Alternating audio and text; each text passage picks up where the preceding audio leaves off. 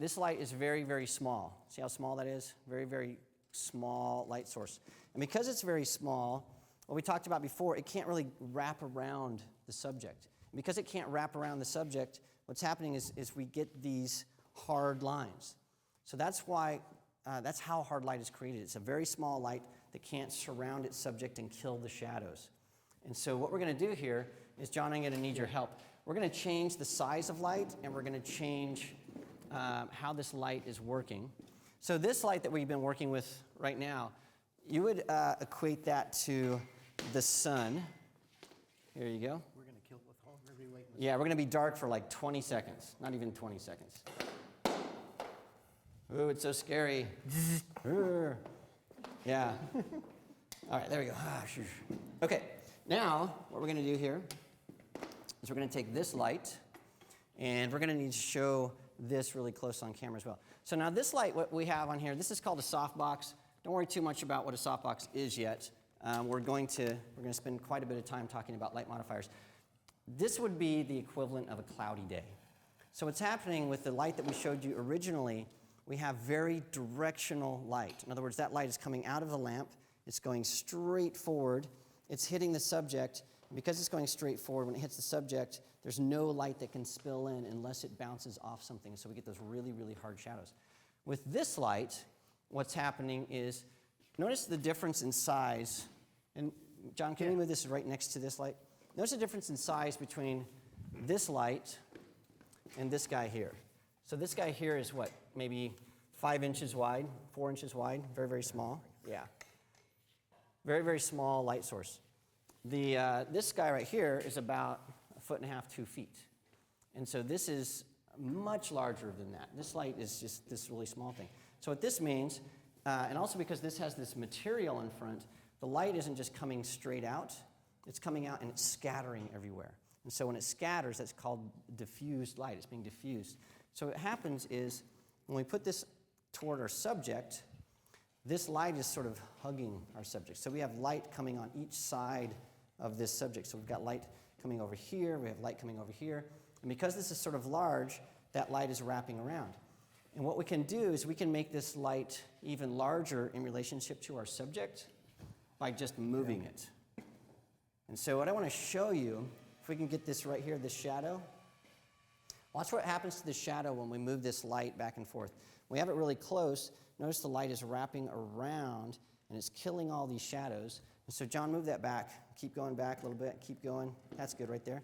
Notice now, when we move that back, this shadow is much more pronounced. And then John, let's move that back about 3 or 4 more feet. Keep going. Yeah, there we go. Now look at this. This looks very similar now to the light we started with. It's crazy. So what's happening is this light, the closer it becomes, the larger it becomes in relationship to the subject, and the more that light can wrap around. And the farther away it goes, the less that light can wrap around, and the harder the light gets. And so that's why we have so many. I'm sure you've been on, Adorama or whatever your favorite camera store is, and you've seen small softboxes and huge softboxes and little umbrellas and huge umbrellas and silver umbrellas and white umbrellas and transparent. Like, why do they have all this stuff? Well, the reason is we're going to try to do 2 things when we're modifying light. We want to try to change the effective size. And so if you're shooting something really small and you can move a light really close, you don't need a really big softbox. But what if you're shooting something that's a full-size person? Well, that's probably too small of a softbox because you can't get it that close. And so you need to have something that's maybe a 4 by 6 foot softbox because you're having to move it farther back. And when you move it farther back, you need to keep increasing the size of that thing so that the light remains soft. Does that make sense? Yeah. So the farther away you get, the bigger the light source needs to be to remain soft. And the other thing is, if we took this guy here and we moved it really, really, really close, this is probably a little bit too big, but we could get soft light from that if we got something really close. If we had, and we can turn the lights on now for this guy. If we had, let's say, an ant, something really small, and we were shooting an ant or something like my finger. Notice that the size in relationship to my finger, this would wrap around my finger the same way that softbox wrapped around this. And so you can have a light that's small and get soft light from it, and you can have a light that's large and get hard light from it. So it's not just the size of the light, but it's the relationship between the light and the distance from the subject. Two very, very big things because it's effective size. There's one more thing we need to show you. We're going to grab this here. I'm so glad I didn't break that. This. Okay, so John, I'll give you that. I broke that a little bit this morning, sorry. So this, we need to understand something called specular highlights. What are specular highlights? Specular highlights are the opposite of shadows. Specular highlights are the reflections of the sources of our light. And so on this is a very shiny object. We call shiny objects specular objects. And the reason we call them specular is because you can see the reflections much more easily than you can if you had something like this stool. This stool is not specular because you can't really see the sources of the light in this. So see the difference between this and this? Very shiny, not very shiny. This is specular, this is not specular. And so when we're shooting specifically products and portraits, those specular highlights are very important to us. So for things that are very light, like white people, we show form by shadows, okay, and products, things like that. We show that form. We show the shape and the dimension by the shadows. With things that are very dark complected people, or dark objects, we show form by the specular highlights. So because you can't really see shadows on dark things, and so you show shape and stuff are by the specular highlights. So just the same way that we want to control shadows, we also want to control specular highlights because they're the opposite ends of the spectrum. And so a lot of times we just forget all about specular highlights, but they're really important. So in this, what we'll show you, when I bring this guy a little bit closer, and the nice thing about specular highlights is they change based on location. So what you guys are seeing is different from what I'm seeing, and it's different from what this camera is seeing and what that camera is seeing. So we're all getting a different look at this. And so I'll sort of stand over here where this is. But we can see a little reflections in this from our sources of light. And as we change that source of light, I'll move it around to the front here, we can see the shape of that thing. So I don't know, can you see the shape of this from your camera position? So right here you can see this big shape of light. And if you can't, you might need to move a little bit. But those specular highlights are important because they define the shape of the object, and they also define the kind of light that we're seeing. And so go to Target or Walmart or any mall that has giant pictures of people. And John, you can turn that off a little bit. Okay. I'm melting from this hot light. If you go to any place, any mall that has big, those giant posters of fashion and stuff like that, or any magazine, what I recommend that you do is go and start looking as closely as possible to the eyes of the people in those photos. And what you'll see are specular highlights. And you're going to see that they're either square, or they're round, or they're round-ish. And on a lot of those large, blown-up portraits, you can actually see the reflection of the entire studio and lighting setup, which is really fun. And so in malls, a lot of time, I'm like at Victoria's Secret looking at the eyes of the model, trying to figure out, people are like, what a creeper. I'm like, no, I'm looking at specular highlights. They're like, yeah, I'm sure you are. So that's, if you look, and especially in magazines, but the larger format, you can actually see a lot of times the photographer in the eyes. You can see the whole photographer and the studio lighting and all that kind of stuff. But look for two things. Usually in portrait photography, the specular highlights, the catch lights also called, are either square or round. And a lot of people, I would say, are opposed to square specular highlights in the eyes, catch lights. And the reason for that is in nature, everything that we see is round. The sun is round, et cetera, et cetera. I think that's crazy because even in nature, you have different shapes of light sources because when the cloud comes out, you might get a reflection from glass or whatever. But start looking at reflections in people's eyes, and you're going to see two things. You're going to see the shape, and you're going to see the size. So really, really small catch lights in eyes would indicate that you have a really small light source. That would indicate that you have harder light. When you have a larger light source, you're going to see larger catch lights, and the closer that light is to the subject, the bigger those catch lights are going to be. So when you start to see those things, those are giveaways when you start looking through photos that inspire you to figure out how they lit them. So if you see a big square catch light in somebody's eyes, you know they used a softbox that was really close. If you see a little teeny speck in their eyes, you know they used some hard light and it wasn't very close at all. And then you're going to look underneath the chin and start seeing the shadows. Is that shadow well defined? Is it transitional? Is it really soft? Is there no shadow at all? And you'll start to see, oh yeah, of course they used a big softbox or whatever. Nightly news, by the way, I look at all the different nightly newses because like MSNBC and CBS and all those guys, they use like really, really soft light. But most local news use really hard light because they want it to be all punchy. And so surf the news channels and you'll see local news has really hard shadows and it's all like, you know, people are standing out from their crazy backgrounds, they're going crazy. And, you know, whoever the local newscaster is, I was about to say David Brinkley. Man, am I old. So you guys don't even know who that is. Yeah, really, really soft shadows, especially female newscasters tend to like softer light because hard light makes form show. So we're going to talk a little bit more about that as well. Okay, so so far we've talked very basically about specular highlights. We've talked a little bit about the effective size of light, moving that closer or farther away. We've talked about the direction of light and how that will affect if light is flat or if it has, and I forgot to tell you this, contrast where we see more light and less light. We're going to talk a little bit more about direction of light here in a second. And so I'm just checking in to see what questions you have so far and to see if we have questions coming in from the interwebs about this stuff yet. So we have questions? Yes, okay. Yes. So this is from Beauty of the Lake. Really important question for me. Would the hot glare on someone's forehead be considered a specular highlight? Yes, it is absolutely a specular highlight. Any reflection, I'm very specular. Yeah.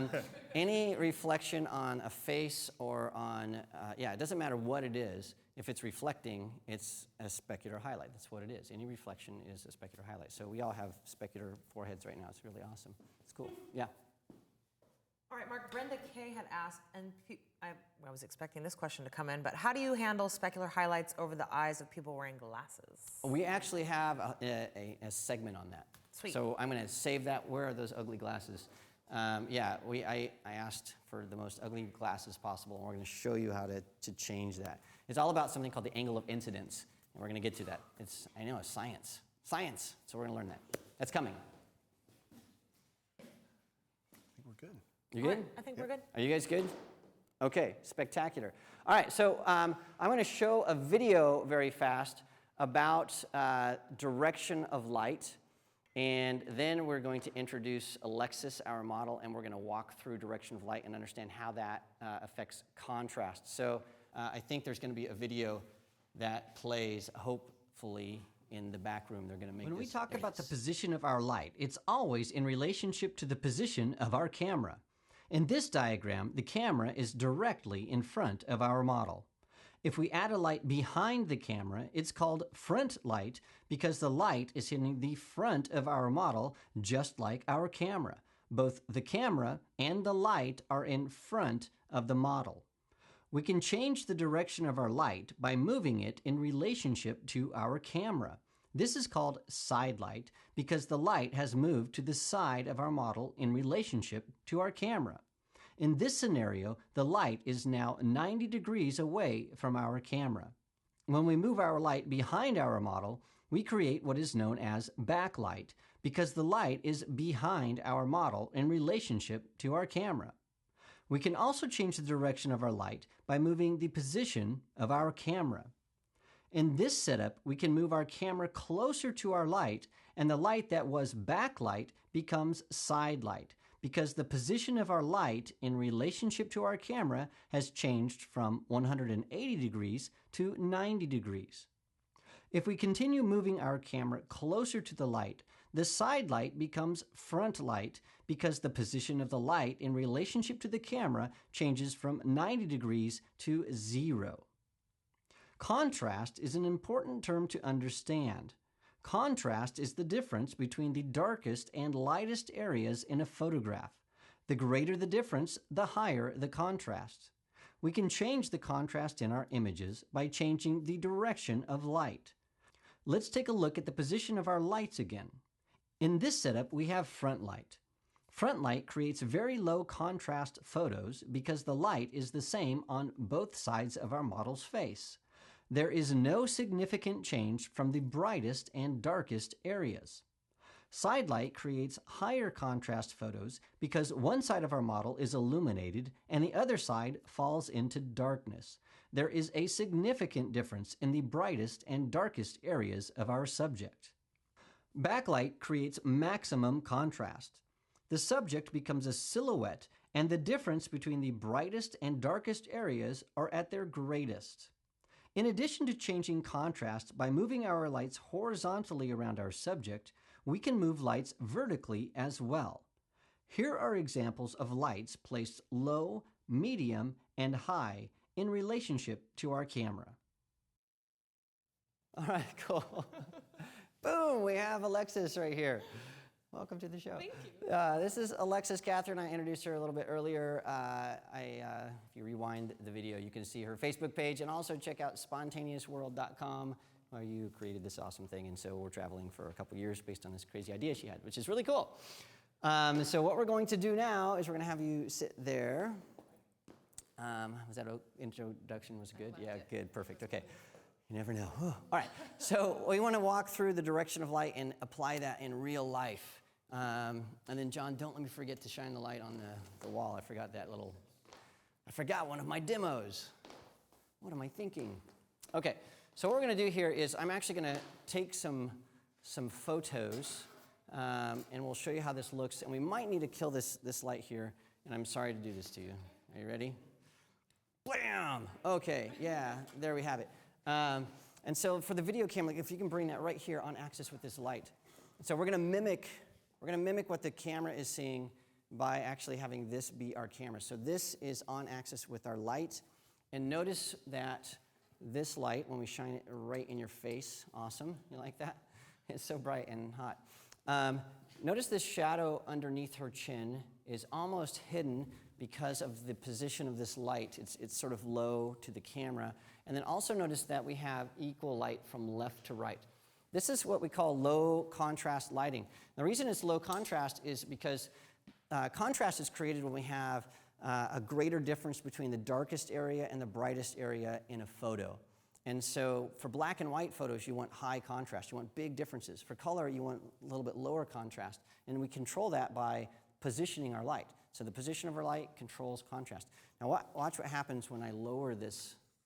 You can see that chin shadow changes. And also notice the shadow behind her. Look at that shadow on the wall back there, how it's going up and down in a creepy way. So a lot of times you'll be shooting and you'll have this horrible shadow back here, and you're going to want to know, like, how do you get rid of that shadow? Well, the way that you get rid of that shadow is you can take your light and you can elevate it.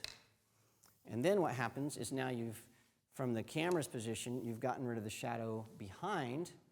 But now look what we've also done. Now we've extended this shadow right here. It's lower. And so what we'd want to do there is we would want to kill that shadow by bouncing some light underneath your subject's chin. And so you get rid of the shadow behind, and then you also soften the shadow above. This is the news setup that you'll see all the time. It's this big shadow with these lights. Okay, so that is the direction of light. No, don't forget we have light that is low and light that is high.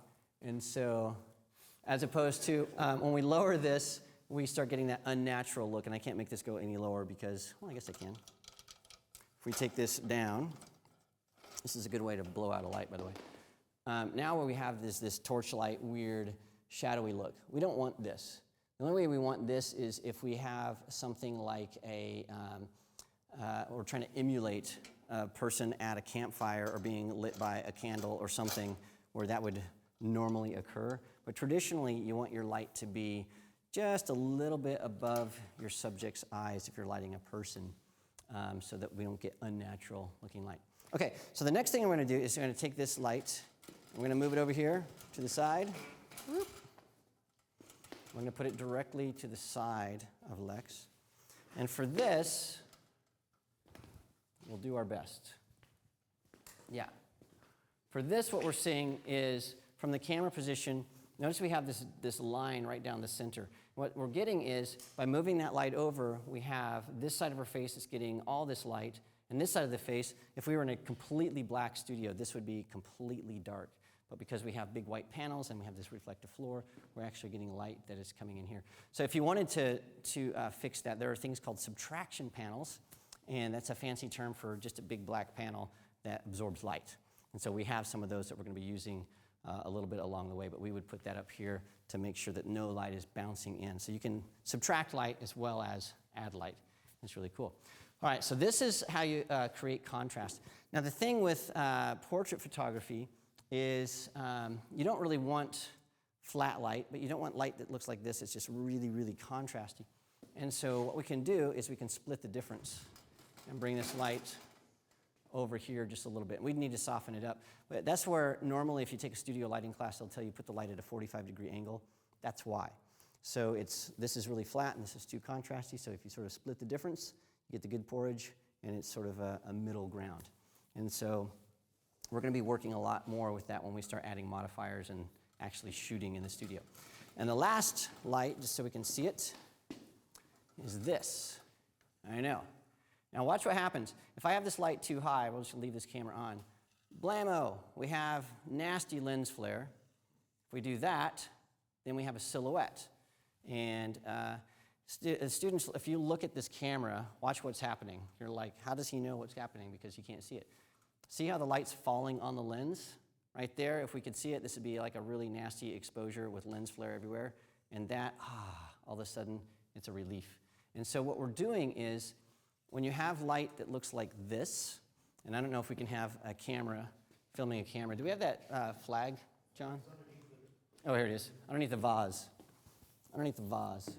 What this does, if we look at this lens right here, if I take this flag and I lower it a little bit, and I can't see if I'm blocking the shot. Am I blocking the shot? Yeah, so I might need to come back here. If I lower it a little bit, even more back, I'm actually changing how that light falls on that lens. Because I can't see through the lens, I don't know if this is up or down or whatever.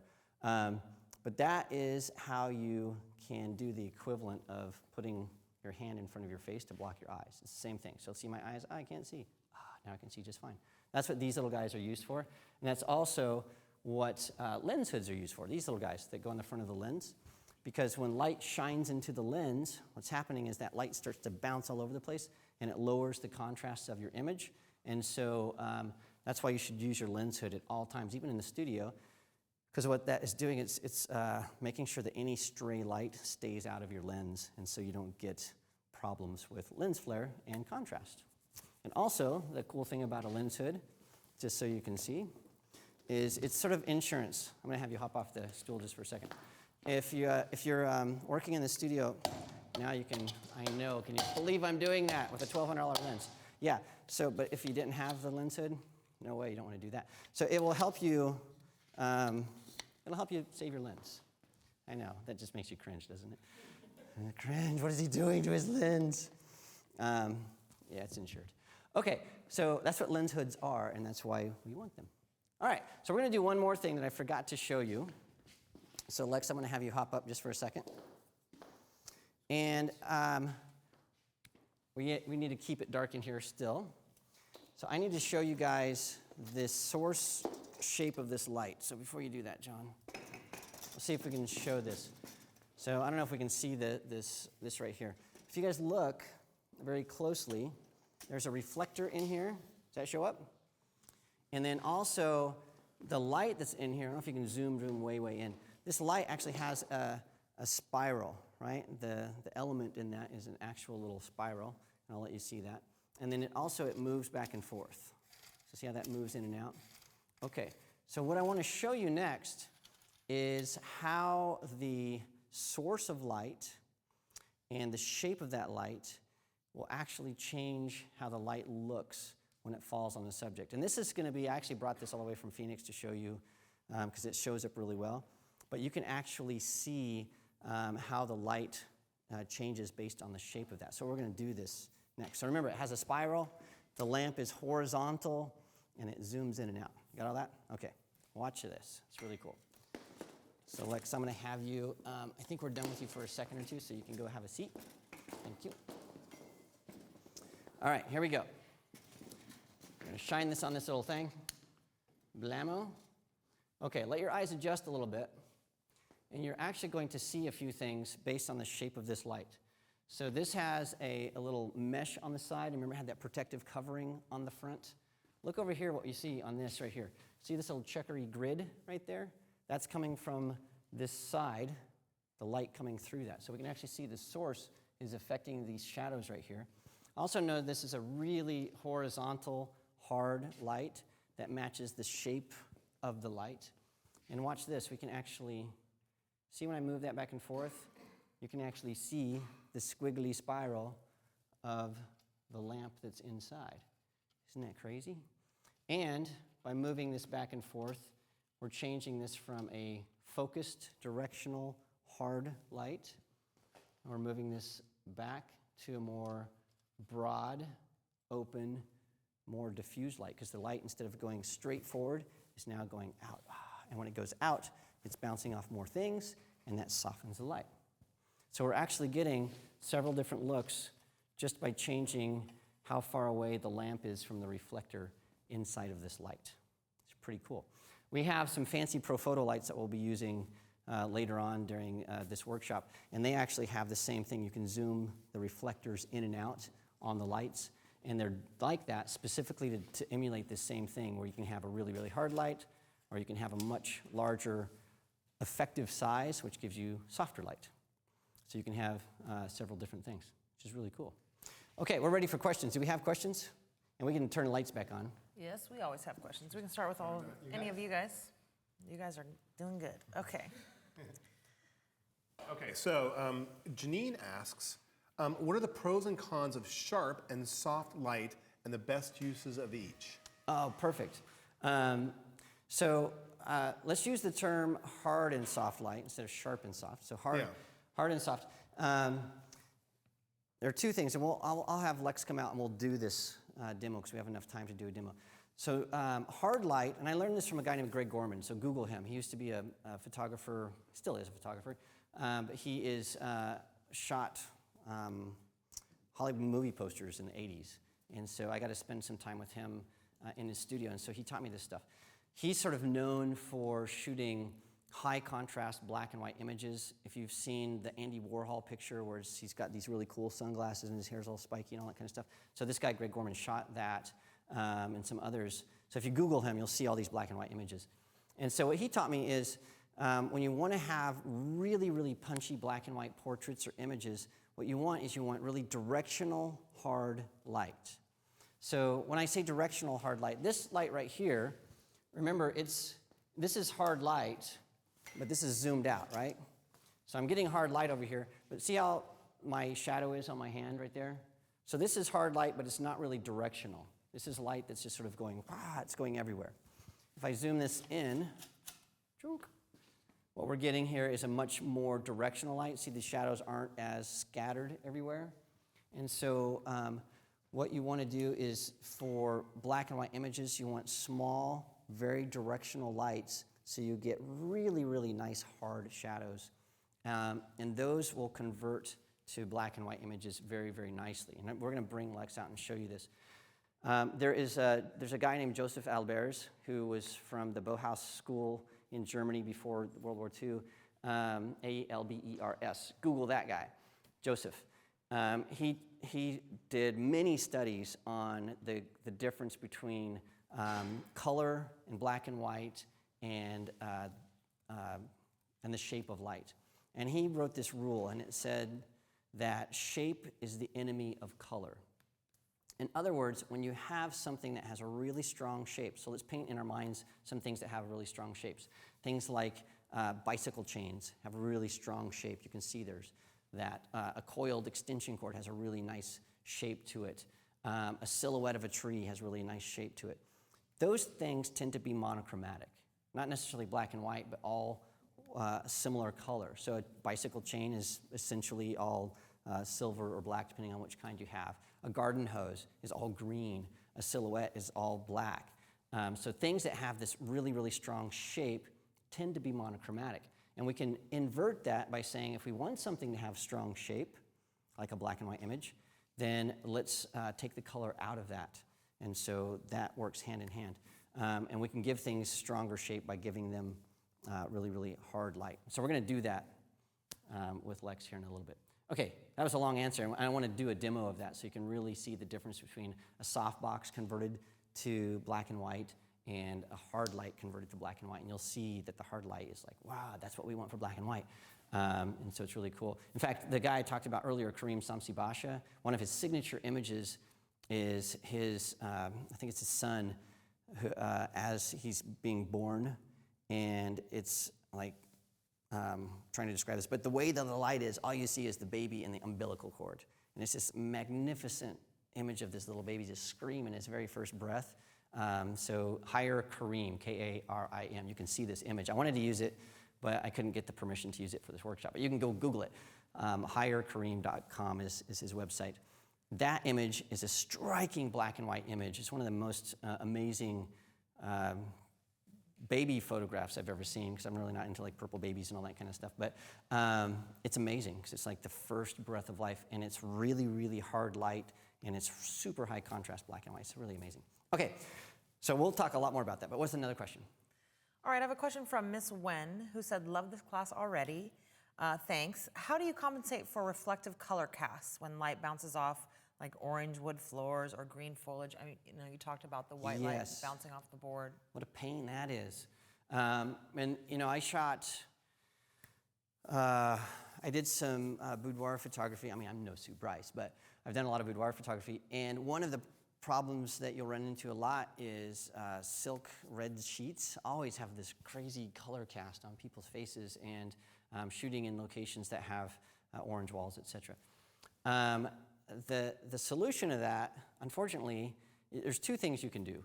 A, you can go into post-production and you can try to pull some of that color out. It's very difficult to do that, though, because you're affecting, let's say you have red on somebody's face. When you try to pull those reds out, you're affecting all of the red. So you're affecting all the reds in the face, and you're affecting the reds on the walls, and it tends to be, let's go monochromatic and make it black and white for that. The only solution that I've found to deal with that is to change the environment. And so if you have a wall that's got a nasty, nasty color cast to it, you can do a couple of things. One, you can gel your light, which is very difficult to match a color cast unless you have a fancy color meter, which I happen to have. We're going to show you. Those things are $1,000 right out of the box, and so it's very impractical to have one of those and be metering it and going, oh. The other thing is just shoot somewhere else. That's what you should do. You should go, this is not working, let's go somewhere else and shoot if you can. If you can't do that, you can also, the subtraction panels I was talking about, the big black or large white panels, you can just throw those in. This is where it really helps to have an assistant. And then the floor is usually very guilty of having color casts or ceilings. And so if you have ceilings, what you're going to want to do is not bounce the light off of that ceiling or off the wall. Instead, use your own modifiers, bring softboxes, umbrellas, things like that. And so you can avoid light bouncing off of those things. So that's really the critical thing is, if at all possible, if there's something that has a strong color to it, keep your light from bouncing on that.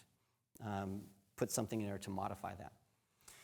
Okay, and we'll see if we can emulate that. In here, everything's sort of neutral on purpose, and so we don't run into it, but maybe we'll see if we can find something that's a nasty color and see if we can bounce some of that stuff off there. All right, what other questions do we have?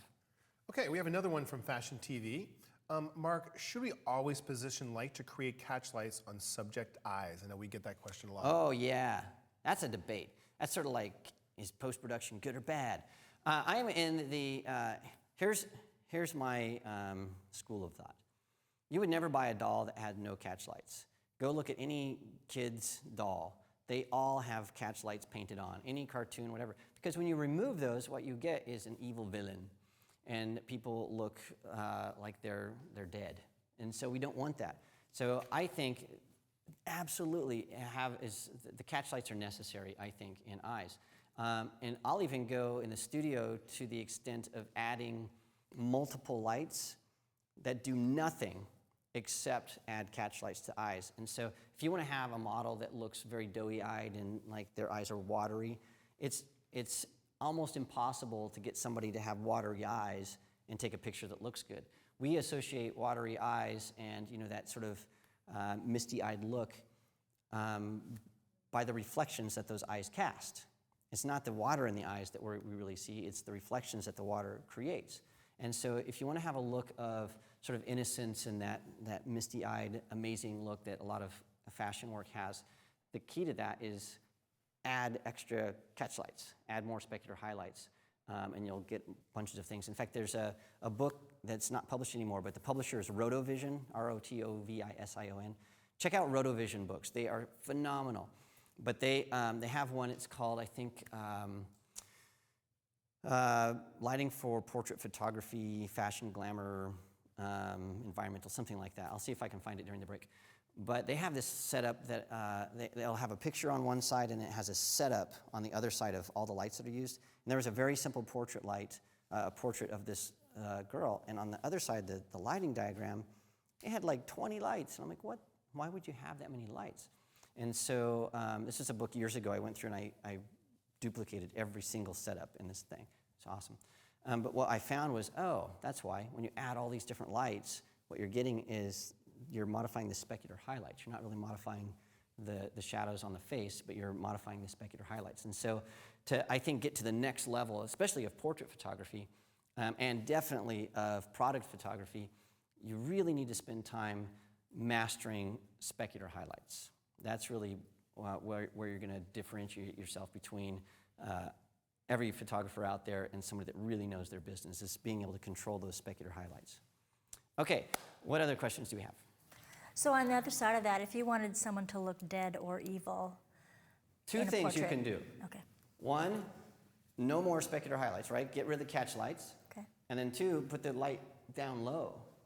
And so that will do that. And then three, usually multiple light sources, but hard light sources. So hard light sources are going to create shadows, and shadows will heighten any kind of texture.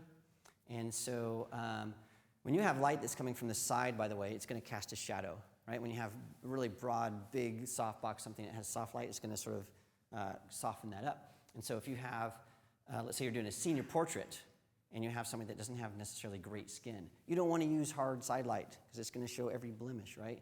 Or wrinkles or whatever. You want to use big, like, soft light. John McCain actually was photographed by, gosh, I forgot her name. She's the photographer that makes everybody cry, the little kids. What is her name? Greenfield, yeah. Jill Greenfield, is that right? Yeah, Jill Greenfield. Google her, but she got in trouble for shooting John McCain with crazy light. He didn't know. I don't know how he didn't know. He didn't know she was shooting him like that. And she got into all kinds of trouble because she posted this thing and said he was evil and all this stuff. And so she got in a lot of trouble. But Google that and you'll see this is how you make somebody look evil. The other thing that I would suggest that you do to understand light is to watch a lot of movies. So Nosferatu, everybody should watch Nosferatu. It's an old black and white movie to see how they lit that. It's pretty amazing. And just see all the different genres and see how they use, like the new Star Trek, too much lens flare, all that kind of stuff. But light is light, it applies. And so you can see how the evil villains work versus the good guys. The other thing you can do for good and evil are color choices. So generally, anything that is evil, fiery, bad, is red. So surround that person or thing with red. Any Disney movie, watch it and you'll see the same thing. Things that tend to be good and just and righteous and all that stuff are blue.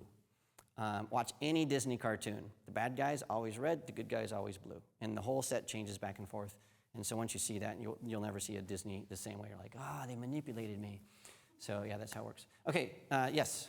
Is there like a right and a wrong for the amount of catch lights you have? There's not. And I don't think, I think that's personal preference. I like to have, I like to first shape the light on the face and see where that catch light falls, and if I need to make a modification, do that. But I rarely will build an entire portrait out of the catch light alone. In fact, I don't think I ever have. So it's, build the light on the face first and then change that. For product photography, yeah, there definitely is a right and a wrong. You don't want to have a glass bottle that has just every softbox or modifier showing up. You don't want to do that. So that would be wrong. But for a face, it's personal preference based on what you want to portray.